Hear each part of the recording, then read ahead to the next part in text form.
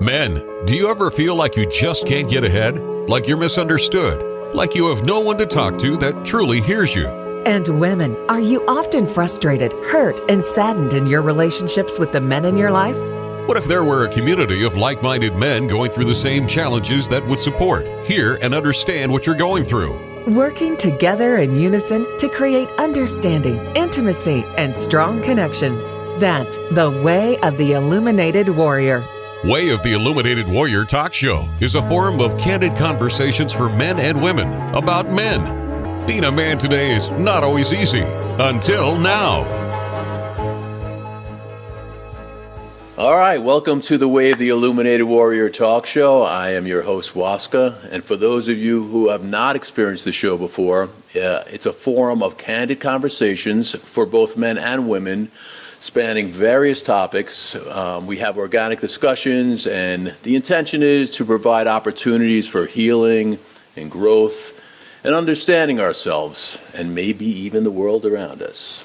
So on this episode, I'll be speaking with my friend and my brother on this path of awakening, Joseph Lauricella. So welcome to the show, Joseph. How you doing today, my brother? Thank you, Waska. I'm doing great. Excellent. Excellent. So I invited you on because you and I have connected, and I just love the way you are being. You know, we talk about being and doing, which we could get into on this as well. So for the listeners, Joseph is a really, I'm just going off the cuff, man. I think of you like as an organic dude. I know you started off doing massage therapy, and I believe you could expand on this. I believe that opened up into your yoga practice, and you owned a couple yoga studios in Arizona.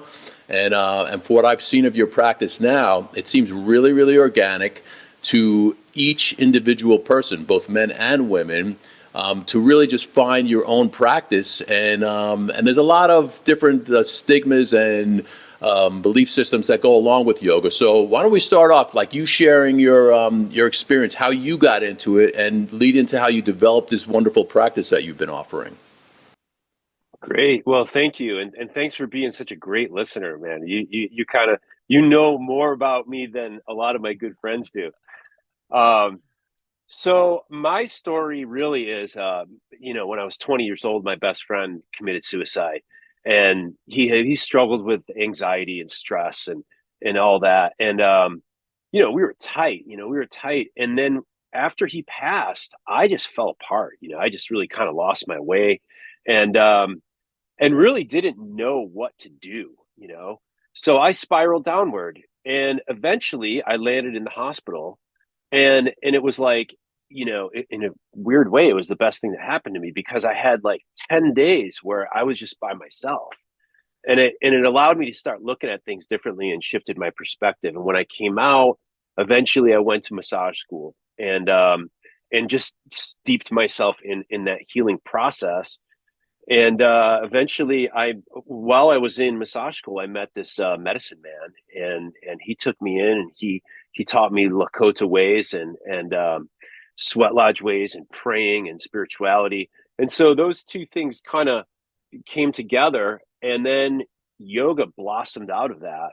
And I've been, practicing and teaching ever since. So like over 20 years now. Yeah. Sorry for your loss of your brother, man. That's tough, losing any close friend. And yeah, and interestingly enough, it has actually, it's like I'm so grateful to him in the weirdest way, because it gave me my life's path. I was either going to self-destruct like him, or I was going to get on a healing path, and that's what I've been on ever since. So I'm grateful in the weirdest way around that. Yeah, I don't even think it's for me anyway, just listening to you and relating to that it's even weird, because when we're aware, which obviously you are, when we have these experiences, just like you said, you could go this way, you could go that way, there's ways we could go, and then to choose a path of like really like self-mastery and awareness and presence, it's a gift. So, who knows, maybe he came in for that. Yeah, 100%. Yeah. You chose that for a purpose. And the beauty of it to me is that you recognize that, because how many other people did he touch that just, and I'm not criticizing anybody, but didn't have Sure. experience. You took Right. the best part, and we're talking about him now. We're remembering him. And what was Right. his name? What was his name? Paul. His name was Paul. Paul. Yeah. Paul's probably up there smiling down. It's like, yeah, that's right. Yeah. Yeah. Right? Yeah. It's right. Yeah. Yeah. Absolutely. Yeah. Yeah. So I think that's what it's really all about. And it's cool also, you mentioned your mentor, your Native American mentor taught you Lakota ways and all. We're recording this now in November, and November is noted as Native American Heritage Month, and I think it's interesting because I have a rich Native American connection also. So like I think of them all the time, and I've lost so many friends, elders, wisdom keepers of the Native American spiritual path that have helped me so much. And so let's talk about that a little bit, because and then we're going to get into your book also, because I know you referenced your teachers in there, and also let's talk about like your mentor, your Native American mentor, and how that helped you form your practice and really helped you personally also. Yeah, well, I was 25 at the time, and I mean he's passed on, but he held these sweat lodge ceremonies on his land in Pecos, New Mexico, and like I say, I just found myself there all the time. I just spent a lot of time with him, and he had people come from all over to do these sweat lodge ceremonies on a weekly basis, and it was a very rich community, and it shifted my perspective. I mean, I was brought up Roman Catholic, going to church, and I love that for its own reasons, for the devotional aspect, and that has its positives. I try to extract as much positives as I can out of anything, but the Lakota spirituality kind of helped me shape the inner world, my inner world of like, what's your intention? What do you want? What do you care about? What are you grateful for? All of those things. It really helped me to kind of hone that understanding, Yeah. Yeah. That's beautiful. I've sat with, and I still have a lot of Lakota friends, and Lakota are kind of known for more masculine energy, which they are. Yeah.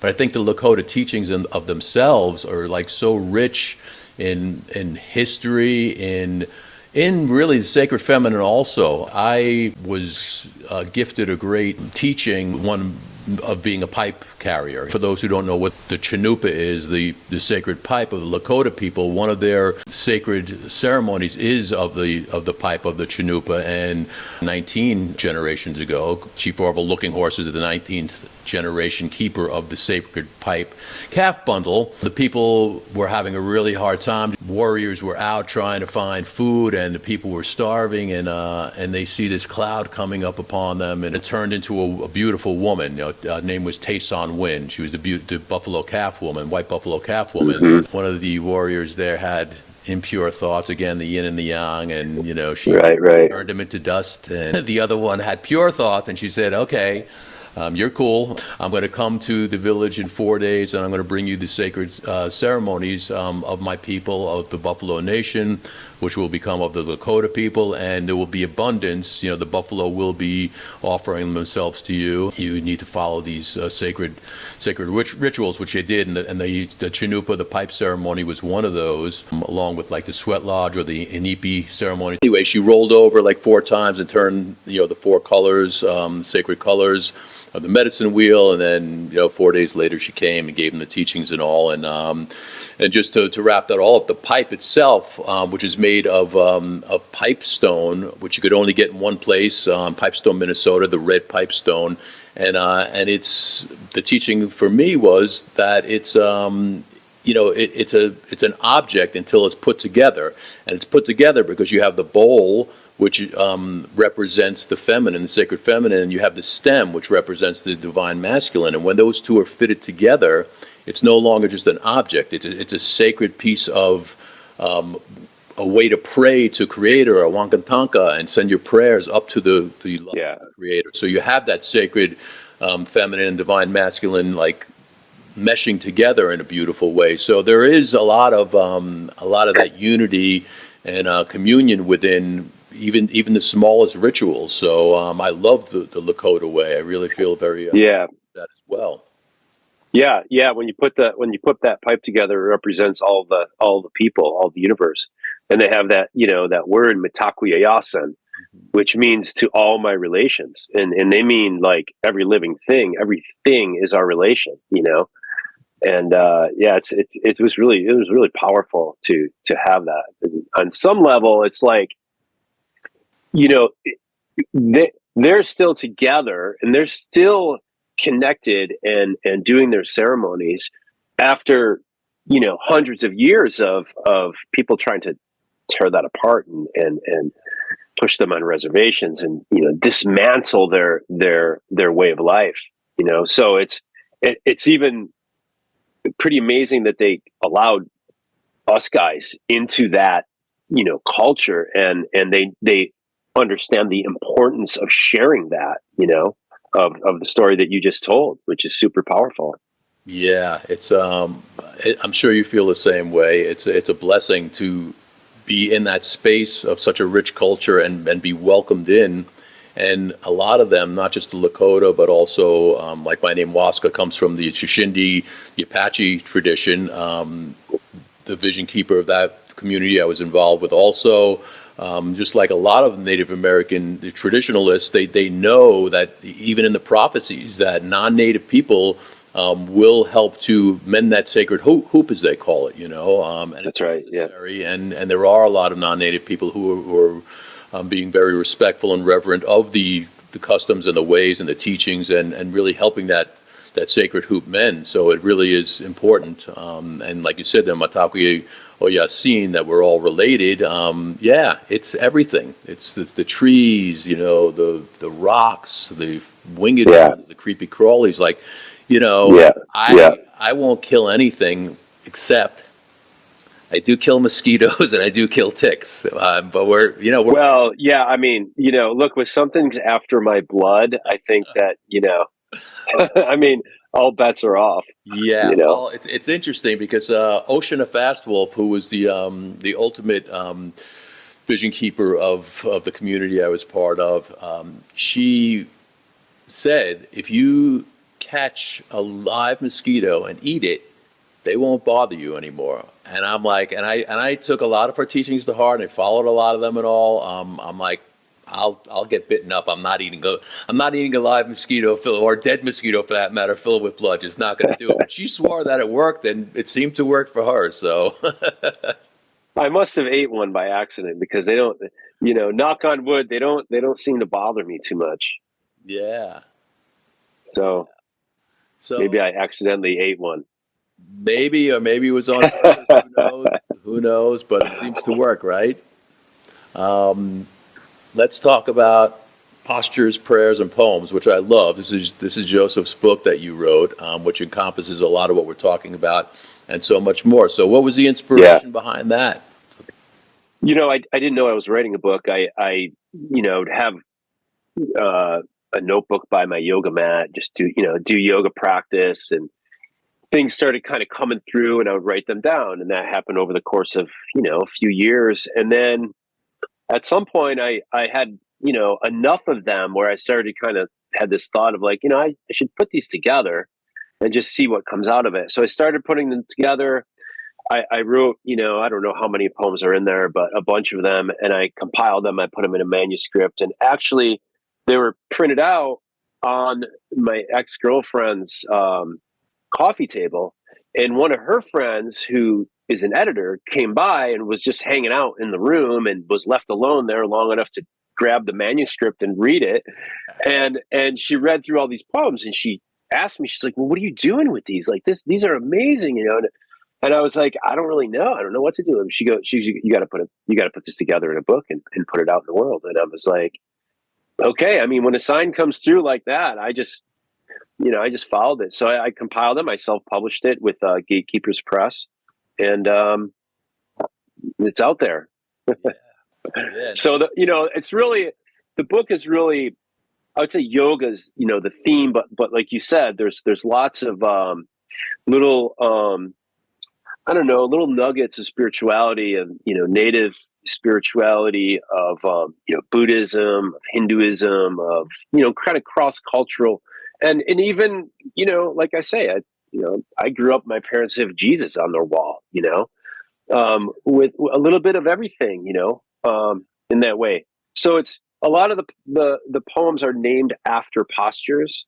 So it was like different experiences that I would have either in a posture, how I felt after a posture, somewhere in that space. And then so it's like it's written from the student, the teacher, and somebody who just doesn't have anything to do with yoga.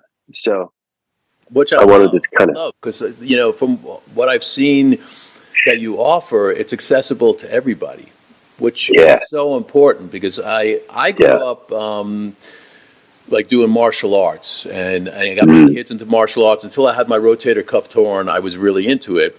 I never really saw the value in yoga, which was like just my own naivete.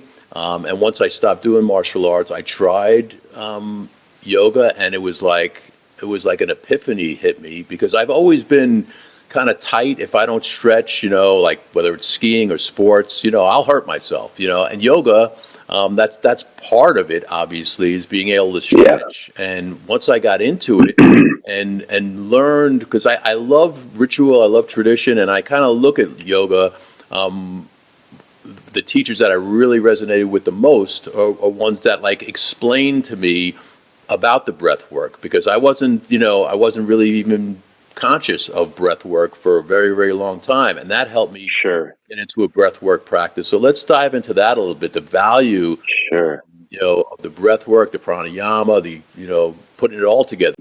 That's just a big breath work is just such a big umbrella.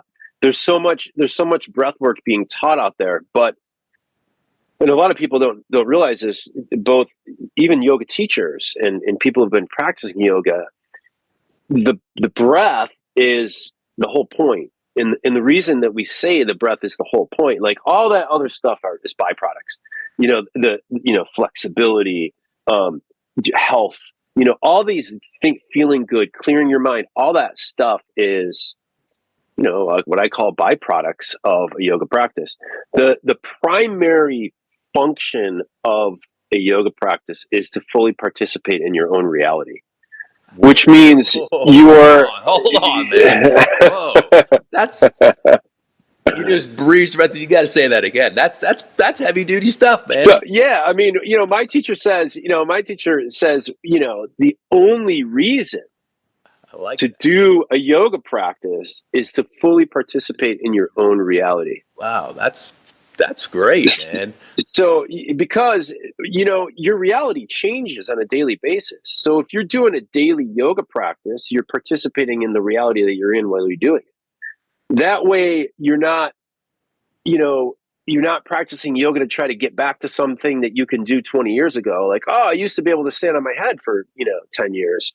Oh, I can't do that anymore, but I'm going to try to get back to that. Or do something you've never done before to attain something you've never done before. That's in the future. The whole point is to participate in the reality that you're in right now. And if you do yoga that way, the breath is the key to the whole thing. And I would say even that not just the breath, but Ujjayi pranayama, to be specific, that is really the breath that, I believe, I've been taught, I practice, that's the breath to use in your posture practice, in your vinyasa flow, in your hatha yoga practice. That's the breath. And that is, the throat sound. I don't know if people know this. I don't know who I'm actually talking to, but creating a throat sound, which means you're constricting the airflow at your throat. And the reason you're doing it at the throat is because that's the strongest place. So if I tried to control my breath with my mouth, like holding my breath, and I bend forward, all that pressure on my lungs is just going to pop the air out. My mouth isn't going to be able to hold it back. So the reason we use the throat is because it's the strongest place. And as you condition those muscles, that gets, stronger, and you're better able to control the breath. And if you can control the breath, and yoga is the coordination of breath and movement, then you could be able to control the movement or the posture more. So that's why I teach breath-centered practice, meaning the breath is the primary focus. And then the postures wrap around that. Yeah, beautiful, man. Beautiful, yeah. Yeah. Yeah. So You're describing is like, it's really presence, It's just yeah. being fully present. And that Ujjayi Sure. breath, like, it's helped me, like, in my hiking, like, I tap into that. And it helps you regulate your whole metabolism, your body temperature. Yeah. When I'm going up a steep incline with a heavy backpack on, like, I'll just start doing the Ujjayi breath. I remember being with a buddy my first time out rock climbing, and it was kind of a challenge because I never did it before. And he's like, you probably won't make it all the way up there. I'm like, you did it, I'm going to do it.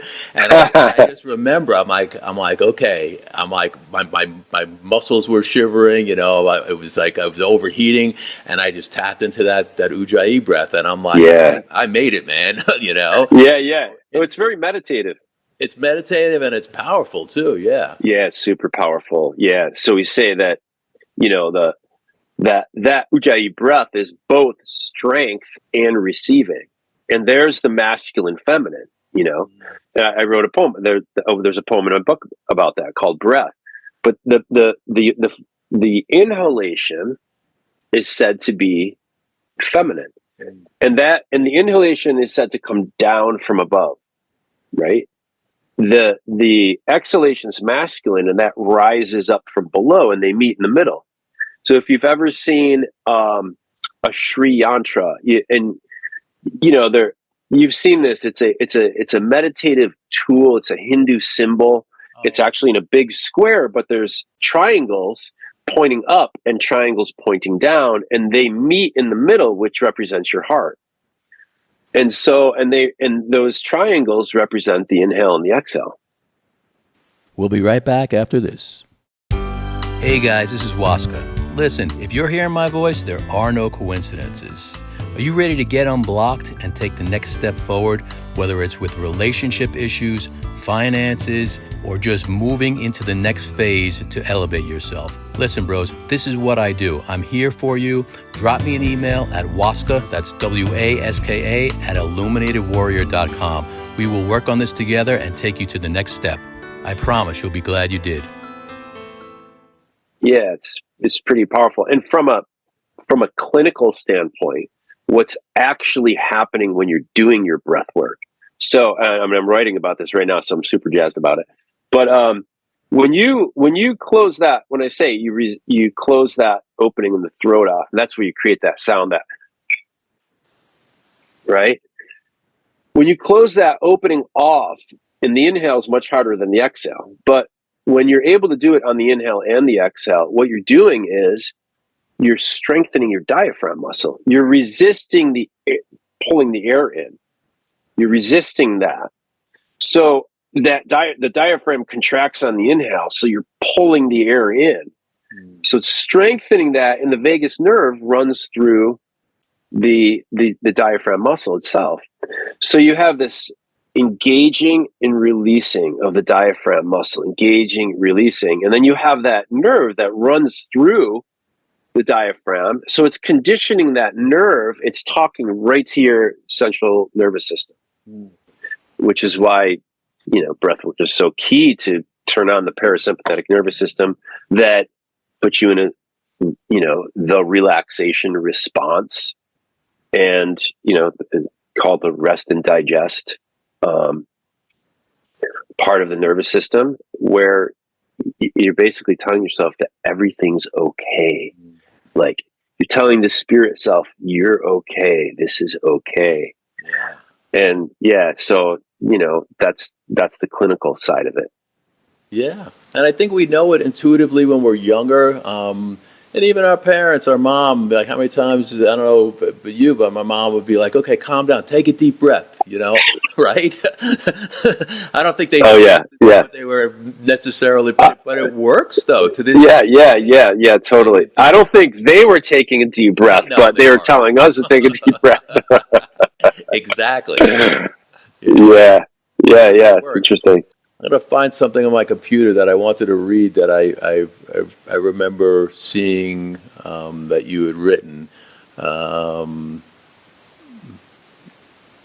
Yeah. And then I want you to respond to this. Yeah. Okay, sure. We were kind of talking about this already, but this was just something that really stuck with me that I couldn't remember verbatim, and I didn't want to butcher it. So these are Joseph's words. I believe there's a vast intelligence within us, an ancient wisdom that occurs through our body and mind every day every day that we're alive, no matter what we think about our body or how we judge ourselves.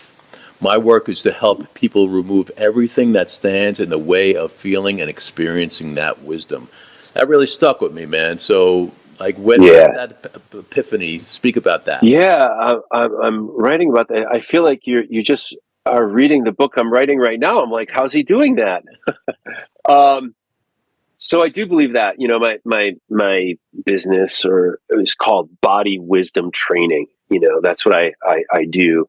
And that is in that quote that you just read. When we're born, when a baby is born, we hold that baby and we look into the baby's eyes and we see this crystal clear eyes and we go, my God, you're a miracle. You're a miracle. That never goes away.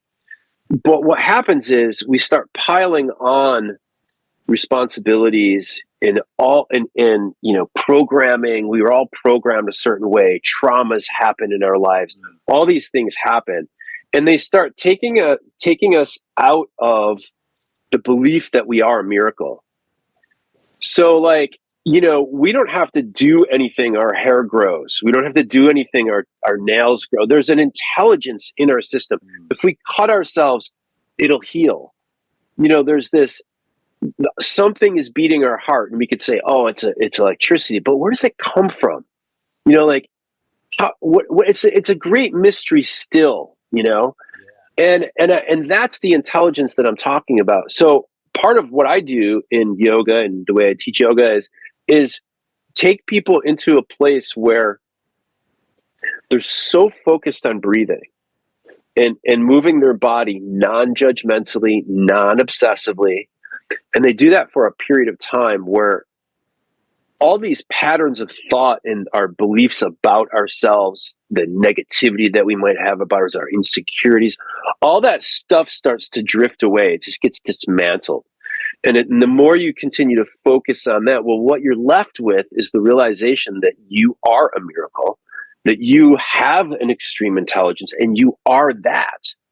That's what I was talking about, participating in your own reality. The reality is you're a flippin' miracle, and to practice, tapping into that miracle on a daily basis is so helpful, especially people, with mental health, issues and concerns. And God knows I've had my own, issues around that. As I said earlier, my friend Paul and that led me on my own journey of going like, what is this anxiety thing? And so many people right now are feeling that. Yeah. But to go, okay, what can we do to take ourselves, not just think and say, oh yeah, I know I'm a miracle. No, to actually experience that in every cell in your body. Yeah. So that's where I like to take people. That's what I mean. My retreat in Costa Rica is all about that, just taking people into that space. Yeah, so you've done that before, and I believe in January, end of January, you were offering that retreat. I was going to ask. Yeah.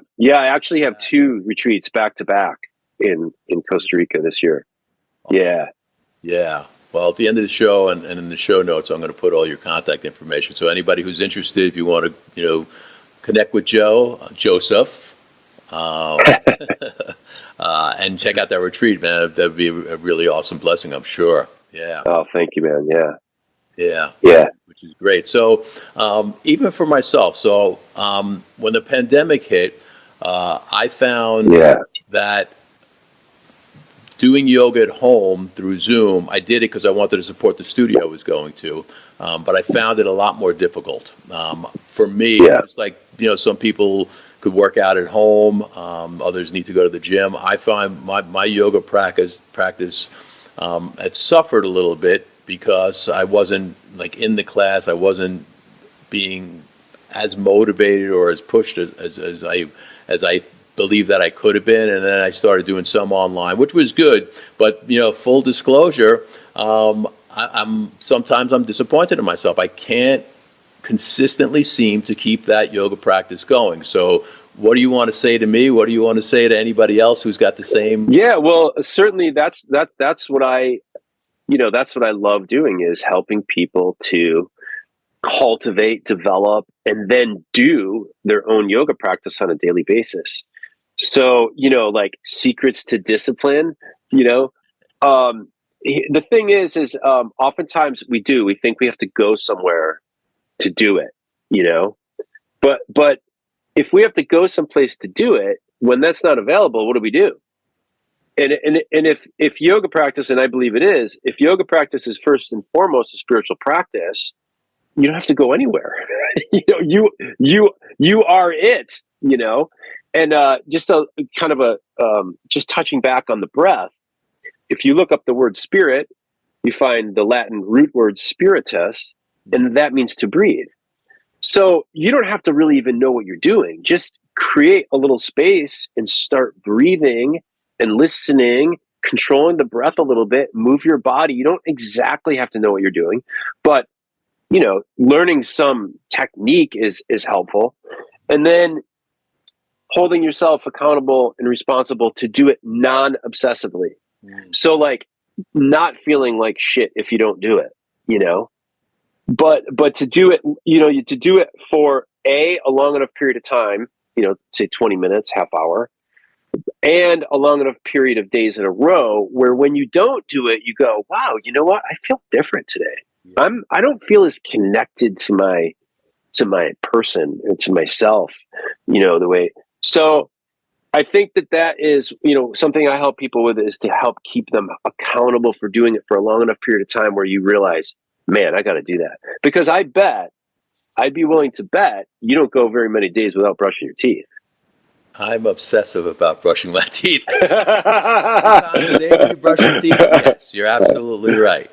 So, so it's like, the things that are really important, it's a priority thing. And I think people don't know how good they can feel. One, they don't know how connected they can be and grounded in their bodies. Two, they don't know how peaceful that they can actually get to, the level of peace that you can actually get to.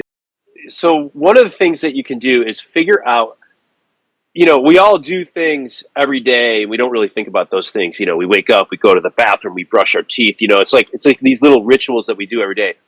So you figure out, obviously, where you have a little bit of time, and I call it wiring, where let's say you decide, I'm gonna after I drink my coffee, after I finish my last cup of coffee, I'm gonna do my yoga practice.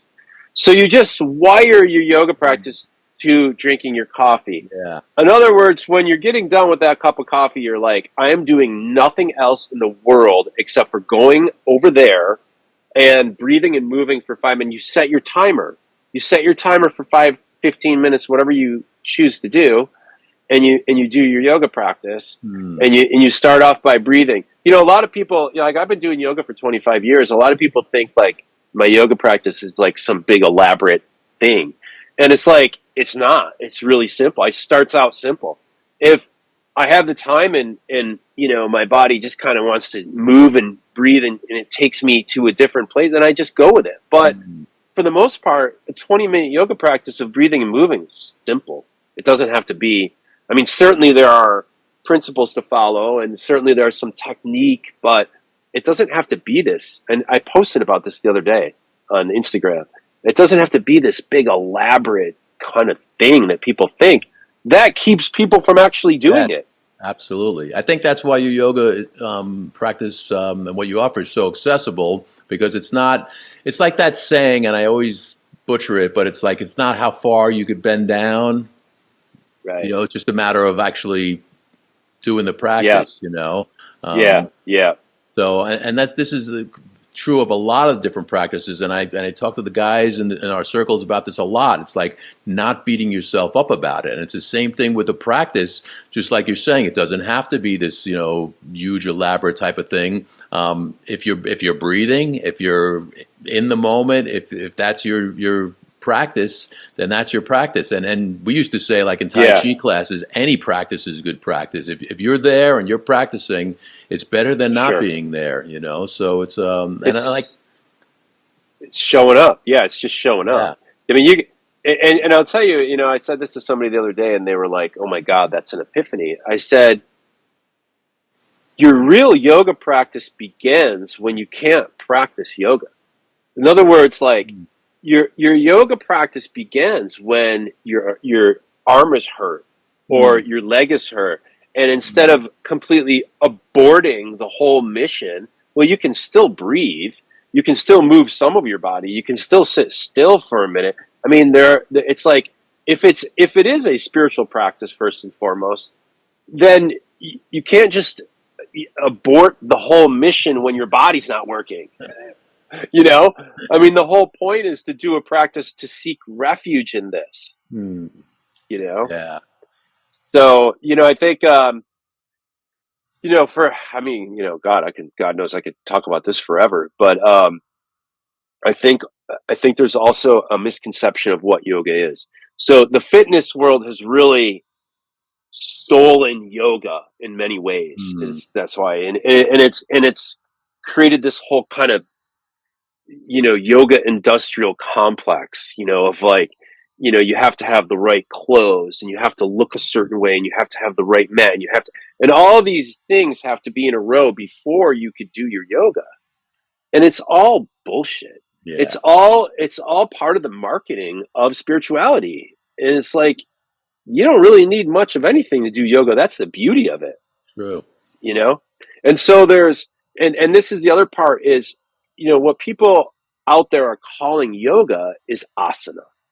What people are calling yoga, and even me, as referred to, when you do your yoga, you think of asana, you think of the postures, the movements, the stretches, the physical part of it. But yoga, if you were to write out what yoga actually is, yoga is asana. You have to have the postures because you have the body, and that's the container for spirit and all of it, Right. right? So you have the asana, the pranayamas, the breath work, right? You put those two things together. Asana, pranayama, for a period of time will give you meditation, and you don't have to work at it. It'll give it to you. Meditation is the gift of asana and pranayama. It's the gift Yeah. of the yoga practice. Yeah. So you have asana, pranayama, meditation, and then your true nature just pops out of that. Because why? You're participating in your own reality. Yeah. I love that. So you have those boom, boom, and that's done in a seamless process. So you do breathing, moving your body, you sit for a minute in stillness, and you go about your day. And that's it. Yeah. Yeah. You Yeah. know? Beautiful. Yeah. It reminds me of Oceana Festival, and when she would be teaching, whether it's a mudra over our food, doing to help and to heal, any of those things where there was a shift of energy, a shift of consciousness. She would say, she's like, I'll explain it to you, I'll show it to you, but don't take my word for it. Try it for yourself and see how it feels. And I that's the love same that. thing with Yeah. yoga, a practice, just to try it and see how it feels to you, right? Because like when I see what you post and all, I'm like, wow, I really love it, honestly, because I know a lot of people who do yoga. It seems very, very accessible and for Yeah. everybody. But it Yeah. also it has the physical aspects. It also has the spiritual aspects, which is it is Certainly. holistic. It's beautiful. Sure. Yeah. I mean, it should be accessible. It should be accessible because what's happened with yoga over the past 20 years, especially, is it's become standardized. So, we take you, Waska, and we form you into, this structured pattern of postures that everybody's doing. Everybody's doing it exactly the same way. Yeah. But the truth is, we're all so different. And, it's like Krishnamacharya, the father of modern yoga as we know it, said, teach yoga based on these four criteria: um, your age appropriate, your body type, your cultural background, like your belief system, and your health condition. So that's why yoga traditionally was taught one on one, so you could meet the person Yeah. get a sense of them, and then help them create a yoga practice that works for them. Like when I work privately with people, the practices that I help people develop are very different based on what's going Sure. on for them, you know? Yeah. Yeah. So, That makes good sense too. And I like for me, I find it like you're talking about a personal practice and all. I remember reading something Yogi Bijan wrote. He's like, if you do nothing else, if you just do cat cows, and I'm like, okay. And honestly, even if I don't do anything else, I'll just jump on my mat, which is it's right back over there somewhere next to my cushion oh, where I do nice. Yeah. meditate. Not as much as I should, beating myself up. But but I'll just jump down, do some cows, and I see the value in that because your spine is so integral to like movement. And I look at my mom who's elderly now. I'm like, and I've often like I chuckle to myself because she can't really even walk. Like man, if she could just do some cat cows, boy, she'd be flexible. She'd be able to move. And it's true though. There's a lot of wisdom in that. If you do that until you're 70, 80, 90, whatever, and keep that flexibility in your spine rather than, you see the old guy hunched over with his cane, because he doesn't Yeah. have that Yeah. flexibility. There's a Yeah. lot of wisdom that comes out of yoga, and even a simple posture practice like that, which anybody could do. Yeah. I love that he said that. If you do nothing else, it'll keep you flexible. And I remember that. And that's years ago. I remember hearing that.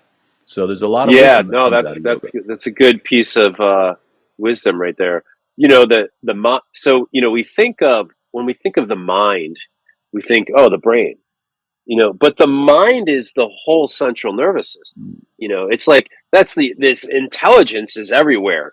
you know so like that, just moving the spine and the cerebral spinal fluid and the sliding in the joints and the facets and the down the vertebrae, and the vertebrae is the bones, and then the spinal cord runs inside just to keep that fluidity in Yeah. there.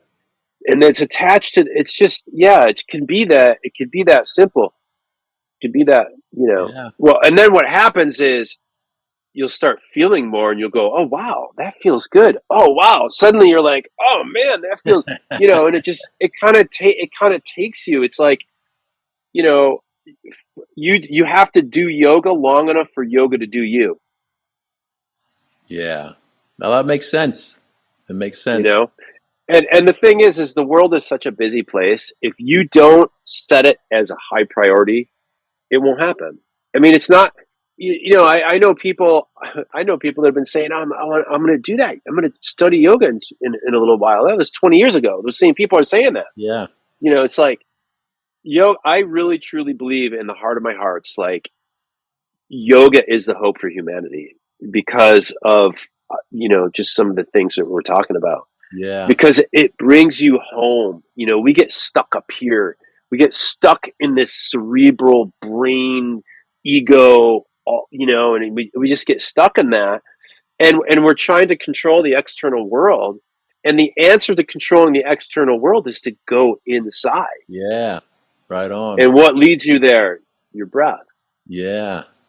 Very, very true. That flashed to me back before we actually started recording the show. We were talking about that and how guys very often go into their ego. So, and I cut you off because I said I want to talk about this when we're Oh recording. yeah, So, yeah, yeah, if yeah, we could yeah. tap Right. back into it, Yeah, like how yeah. guys, and it's not a blanket statement, but a lot of us do. We get in our egos, Sure. like Yeah. how does a yoga practice help with a guy who's in his ego, whether he sees it or not, but even maybe to preempt that, how could a regular yoga practice, help with that, getting out of that ego and keeping you in a good, balanced, harmonious state?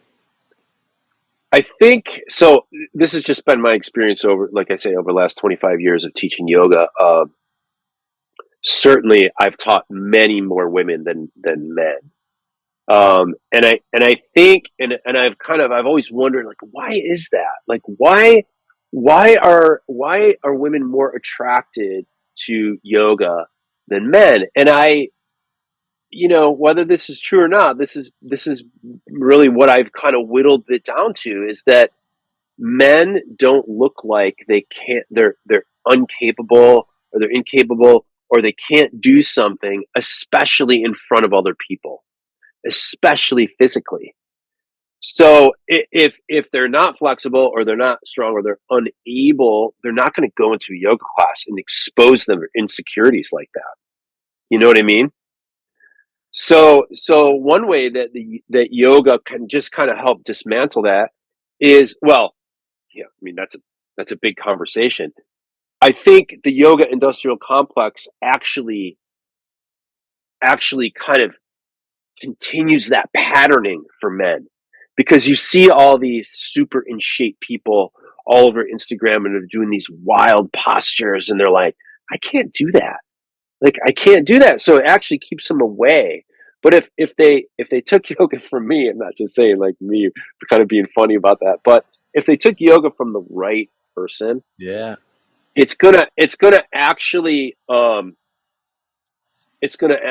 balance out their strengths and weaknesses, Mm. because that's what the breath does naturally. You know? So it'll start kind of moving into this place of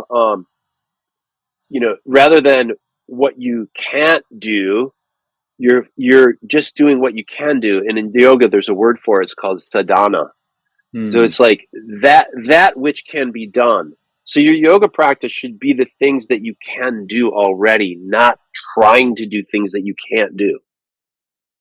So that's part of my job, is to help you figure out what is possible that you can do and then work off of that. Interesting. Yeah. Well, there's a lot of sports teams, football teams in particular, they're doing yoga. They've been doing yoga for years because they realize the Yeah. value of the adding the flexibility and elasticity to your muscles.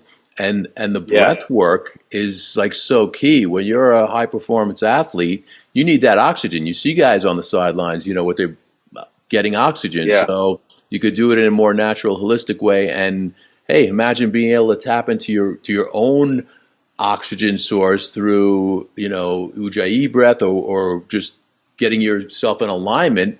That's a pretty Yeah. beautiful thing. That gives you a pretty big edge. So yeah, I mean, way back when, I remember yoga. Well, yoga was for women. Well, yoga's for everybody. Yeah. And Yeah. I used to work on this show from I forget the name of the network, but anyway, this dude, Jai Sugaram, this guy like blew me away. This very thin skin, you would never know the muscle tone on this dude, and he would just get up and do like headstands, handstands. I mean, and just move his body in a way like it looked like a Cirque du Soleil performer, Yeah. So, I mean, yoga, I just look at it as very holistic because it's got if you want to look at it as exercise or muscular development aspect to it, if you're thinking like, well, I got to go to the gym, you could be actually just as muscular doing yoga as you could from lifting weights, from what I've seen. Maybe it's a different type of musculature, maybe it's a leaner, but very, very powerful, very, very strong.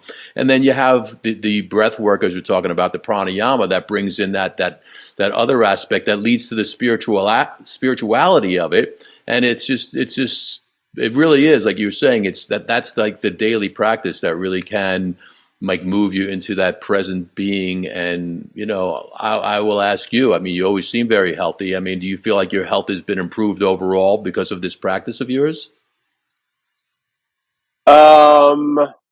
Yeah. I mean, I guess I don't know what it feels You're like to never sick, not be doing right? it. I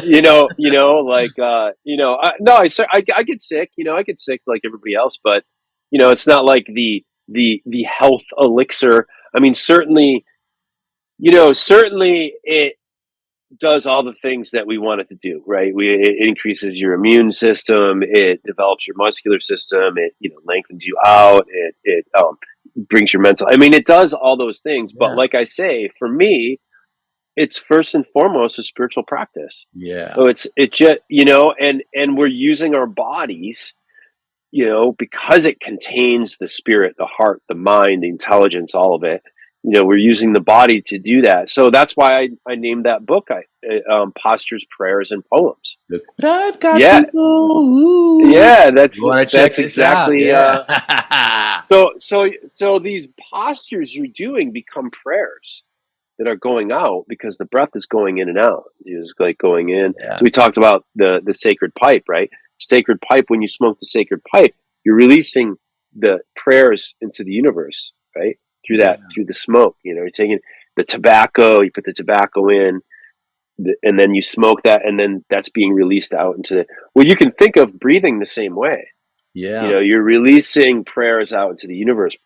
Postures become prayers, and it's your life story. I mean, your life story is right here. Yeah. Yeah, no, that's beautiful, man. It's that's why that's why I wanted to introduce you through the show, and hopefully, those who are watching, got something from this that you can tap into it, no matter who you are, whatever your skill set is. And, reach out to Joe. So before we close, what do you want to leave the listeners with? What jewels of wisdom to help them connect? Well, certainly, if you all spiritual practices have to do with the breath. They all do, whether it's chanting, whether you're singing to God, whether you're praying, it all has to do with breath. Yeah. So if it's just one thing that you can do, start breathing consciously. That's it. Oh. And allow that to kind of mold itself into more of a maybe a more of an elaborate practice. So I can say, do your yoga. All right. So if people want to do their yoga with Joseph Lauricella, how can they connect with you, bro? You can visit my website, josephlauricella.com, and you can get the spelling, and there's a bunch of information on there. I do retreats. You can visit Instagram, Joseph Lauricella Yoga on Instagram, and Facebook too. Awesome. Well, this has been really wonderful, my brother. Again, hopefully people have got some jewels of wisdom from our conversation, and I look forward to further dialogue with you, bro. Thank you so much, Waska, for having me on here. Yeah, it's been a pleasure, brother. Appreciate you. All right, likewise. Visit IlluminatedWarrior.com if you'd like to go deeper and find out more about what's available within the Illuminated Warrior Men's Transformational Community. Tune in next time for more candid conversations for men and women about men on the Way of the Illuminated Warrior Talk Show. Until next time, illuminate your path with loving kindness.